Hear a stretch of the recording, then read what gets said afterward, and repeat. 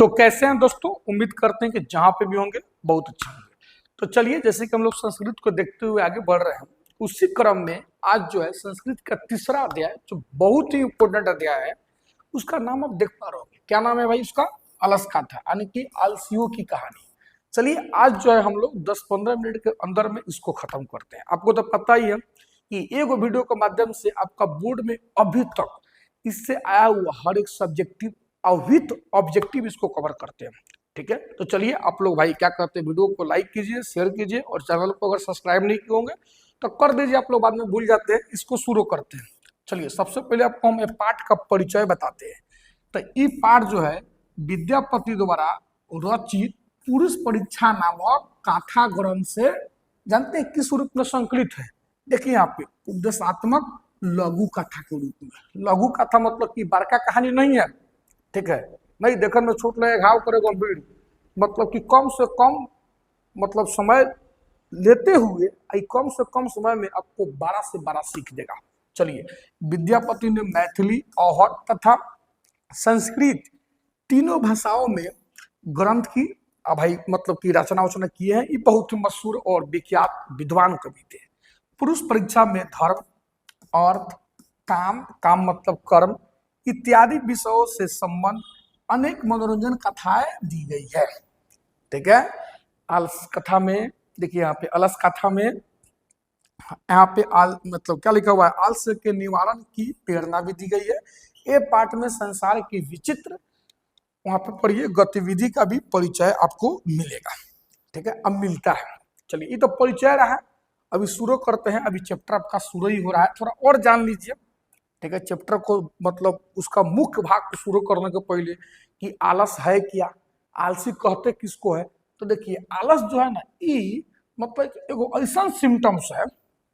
ठीक है, देखिए यहाँ पे आलस जो है एगो ऐसा दोष है, एगो ऐसा लक्षण है जो काम को मतलब कोई काम को देर से करना या वो काम को करने से बचना, उसी को क्या कहा गया भाई? आलस। आ जेकरा अंदर ये आलस होता है ना, वो निकम्मा आदमी को आलसी कहा जाता है। ठीक है, क्या कहा जाता है भाई? यहाँ पे देखिए, आलसी कहा जाता है। ठीक, चलिए अब इसके बारे में थोड़ा और बताते हैं। आलसी व्यक्ति जीवन में सक्रिय तो होता नहीं है भाई, जहां होगा तहां कुड़िया की तरफ पड़ होगा, और समय पे अपना काम भी नहीं करेगा। देखिए ना, काम भी नहीं करता है। इस स्वभाव के लोग जो है काम से बचने के बहाने ढूंढेंगे या फिर अपना काम दूसरों से करवाते हैं। जैसे देखोगे कुछ आलसी बच्चे भी होते हैं, है कि नहीं। चलिए आगे बढ़ते हैं। अब जो है ना, आपका मतलब कि जो वास्तविक जो बात है आपको अब जानने को मिलेगा। ठीक है, चलिए अगर वीडियो को लाइक शेयर कर दीजिए भाई लोग। ठीक है, आपके लिए इतना मेहनत किया जा रहा है, आसान से आसान शब्दों में आपके बीच जो है इस चीज को हम रख रहे हैं, कम से कम समय में पूरा कवर कर रहे हैं। देखिए, यह पाठ विद्यापति रचित कथा जो है, यहाँ पे पुरुष परीक्षा नामक ग्रंथ का एगो विशेष अंश है। अंश विशेष अंश है। पुरुष परीक्षा कथा ग्रंथ में मानवीय गुणों पे प्रकाश डाला गया है और दोषों को दूर करने का शिक्षा भी दिया गया है अध्याय में। ठीक है, आपको चैप्टर के माध्यम से हम सब कुछ बताएंगे कि आलस जो है ना, जिसके अंदर होता है, आलसी व्यक्ति कहलाता है, उसके बारे में भी, उसके संदर्भ में भी क्या लिखा गया है। ठीक, देखिए विद्यापति लोकप्रिय, विद्यापति जो है ये मैथिली के लोकप्रिय कवि थे और उनके संस्कृत ग्रंथों के मतलब क्या कहते हैं, उनको निर्माता भी कहा जाता है संस्कृत में कई ग्रंथों के। देखिए उनकी विशेषता जो है संस्कृत विषय में भी बहुत है। प्रस्तुत पाठ में आलस्य जो है ना दोष है, ऐसे साबित करने के लिए व्यंग्यात्मक कथा प्रस्तुत किया गया है। ठीक है, आपको हंसते हंसते आलस भी बुझा जाएगा, उसका निवारण भी बुझा जाएगा। नीतिकार लोग सबसे पहला बात आप जान लीजिए, आलस्य को शत्रु मतलब दुश्मन मानते हैं। ये बात सही है, आलस्य आपको आगे नहीं बढ़ने देगा। ठीक है, अगर आपके अंदर हो तो आप जो है ना उसको अभी त्यागिए, और जितना पढ़ाए ना उससे ये ऑब्जेक्टिव है। इसका फटाक से अगर स्क्रीनशॉट लीजिए, इसका भी ले लीजिए। अच्छा चलिए अब हम लोग शुरू करते हैं, क्योंकि आपको पता है कि क्या पढ़ाई होता है यहाँ पे। हिंदी भाई सब आपका हिंदी में आएगा, आपको हिंदी में जवाब देना है, तो हम इसका हिंदी बताओ चल रहे हैं, आप इसकी हिंदी को अपने दिमाग में उतार लीजिए, और जो भी ऑब्जेक्टिव बनता है वो तो भाई आपको मैं स्क्रीनशॉट करा ही दे रहे हैं, और अंत में सब्जेक्टिव भी करवा देंगे। ठीक है, चलिए पहले इसको कवर कीजिए जितना हम बोल रहे हैं। देखिए भाई यहाँ पे मिथिला में वृषवर नाम का एक मंत्री था, वह स्वभाव से दानी और दयावान था। ठीक है, थोड़ा मायारू मायारू प्रकृति के था।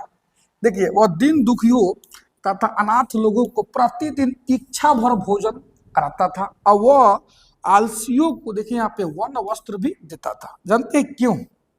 क्योंकि आप जो है ना, देखिए आलसियों को लेके क्या कहा गया है कि दुखी मनुष्यों में पहला स्थान आलसियों का होता है, अकॉर्डिंग टू राजा साहब। एक इनका मुख्य सिद्धांत भूखे रहना अच्छा है, लेकिन छोटा कोई काम नहीं करेगा। अर्थात आलसी लोग जो है पेट की आग सह लेंगे परंतु परिश्रम नहीं करेंगे। अब भाई, अब एक नहीं कि क्या कहते हैं, रक्षा करे वाला जो क्या कहते हैं, कुछ दयालु लोग होते हैं, अगर वो लोग भी ना होके तो जगह वो लड़का नहीं पला पाएगा मतारी के बिना, तो ये सब आलसी मर जाएगा। ठीक है, चलिए भाई देखिए, इसके बाद आलसी व्यक्ति को वहां खूब धन लाभ सुनकर बहुत से तोंड बढ़ाए वाला लोग भी वहां पे जमा होकर शुरू कर दिया। ठीक है, कि भाई किसको जो अपने जातियों को सुख देख के भगदड़ नहीं मचता है। देखिए ना, सुविधाजनक स्थितियों को देखकर सभी लोग उससे प्राप्त करना चाहते हैं। कौन ऐसा जीव है भाई जो अपने जाति का सुख देखकर नहीं दौड़ता है? अर्थात सभी कोई अपने जाति का सुख देखकर आकृष्ट होता है। ठीक, अब आइए भैया स्क्रीनशॉट ले लीजिए। अब हम चल रहे हैं बताने। देखिए, बाद में आलसियों का सुख देखकर धूर्त लोग भी बनावटी आलस दिखाकर भोजन करते थे। इस बीच आलसियों पर अधिक खर्च देखकर राजपुरुषों के द्वारा विचार किया गया कि ठीक है कि यहाँ पे कि बुद्धि से हीन पर दया करके स्वामी द्वारा केवल आलसियों को वस्तुएं दी जाती है, बट कपट से आलसहीन जो आलसी नहीं है, ठीक है, वो भी वस्तुएं पाते हैं और मतलब ये हमारे लिए आलस्य है। मंत्र लोग सोचते हैं भाई राजा तो आलसियों पे दया कर रहे हैं, आलसीन लोग भी क्या कहते हैं, धोखे से लूट के जा रहा है, खर्चा बढ़ रहा है। अब ये आलसियों में जो आलसी है वो तो ठीक है, लेकिन जो है ढोंग रचैले है आलसी का और जो लूट के जा रहा है, ओकरा को अगर हम यथि से अलग नहीं किए तो हम लोग के लिए वो आलस का काम है। ठीक है, ये लोग विचार करता है, एगो प्लानिंग करता है। देखिए, इसलिए उन आलसहीनों की जांच की जाए, ऐसा विचार कर सोए हुए अवस्था में आलसियों के घर में ये लोग आग लगा के जांचता है कि वास्तव में कौन आलसी है कौन नहीं है। ठीक है, ये स्क्रीनशॉट ले लीजिए। देखिए, इसके बाद घर में लगे आग को बढ़ते देख सभी धूर्त भाग गया, आलसी भी भाग गया भाई, लेकिन जो सचकली आलसी था, अब देखिए, ठीक है, वहीं चार गोरा बैठ के बतुआ रहा था। एक गोरा कहता है मुंह ढक के, देखिए क्या कहता है कि अरे कैसा हाला है, तो दूसरा कहता है लगता है कि घर में आग लग गया है। ठीक, तो तीसरा कहता है कोई ऐसा धार्मिक नहीं है जो इस समय पानी से भीगे वस्त्र से या चटाई से हम लोगों को ढक दे। तो चौथा कहता है कितना बक बक करता है सन है, चुपचाप क्यों नहीं रहता? बोलिए तो साचो के कहने के आलसी था कि नहीं था? तो अब देखिए भाई, वास्तव में इसको आलसी कहा गया है। ठीक है, पहले स्क्रीनशॉट ले लीजिए। जो अपन जान जाए लेकिन अपन कदम, अपन हाथ, अपन पसीना ना बहाए, उसको आलसी कहा गया है। ठीक है, देखिए, तब चारों की आपसी बात सुनकर और उसको ऊपर फैली हुई आग को देखकर नियोगी पुरुष की मृत्यु होने की भय से चारों यहाँ पे आलसी को बाल पकड़कर खींचते हुए बाहर निकाला गया। तब उन्हें इस प्रकार देखकर नियोगी पुरुष द्वारा कहा गया, पढ़िए क्या कहा गया, बहुत अच्छा बात बोला गया भाई। ठीक है, कि स्त्रियों का रक्षक अगर पति होता है, वही बच्चों का माँ होता है, आलसियों का रक्षक दयावान पुरुष के अलावा इस दुनिया में और कोनो नहीं है। ठीक है, देखिए, और बाद में उन चारों को पहले से भी अधिक वस्तुएं और मतलब वस्तुएं सब मंत्री के द्वारा दी जाने लगी। ठीक, चलिए खत्म हो गया।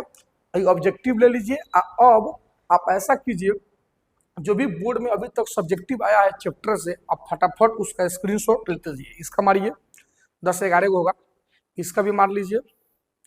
हाँ, 3 नंबर इसका ही मार लीजिए, देख लीजिए 2020 में आया है। 4 नंबर का भी मार लीजिए, 5 नंबर, 6 नंबर, एक भी इसके बाहर से नहीं आएगा भाई। 7 नंबर, ये 8 नंबर हुआ, ये आपका 9 नंबर हुआ, यहाँ तक है, पढ़ लीजिएगा समझ में आ जाएगा। 10 नंबर हुआ, ये 11 नंबर हुआ, ये आपका 12 नंबर हुआ, ये आपका 13 नंबर हुआ। ऐसे करके आपका चैप्टर खत्म हुआ। ठीक है, आपको कहीं पे भी किसी प्रकार का कोई भी परेशानी हुआ तो कमेंट सेक्शन में बात को रखिए। ठीक है, हम यथासंभव प्रयास करेंगे नेक्स्ट वीडियो के माध्यम से सबसे पहले आपके समस्याओं को हल करने का। ठीक है, धन्यवाद।